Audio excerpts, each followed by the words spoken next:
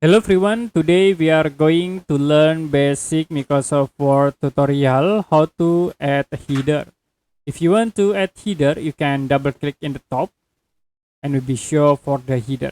Now there are a lot of options. You can add a picture by using these tools, picture.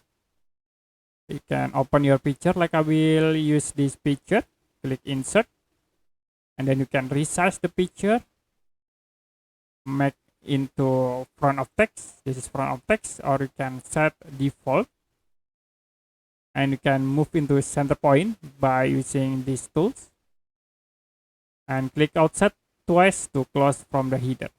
Now if you want to edit, you can double click again, like I will delete this image and I will add for the page number. You can click here, page number, use the top of page, and I will move into the right here. You can click to apply.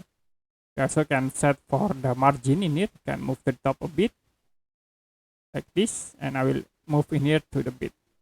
Click outside to apply. Okay, that's it for a basic Microsoft Word tutorial how to add header. If you have any question about tutorial, you can comment below this video.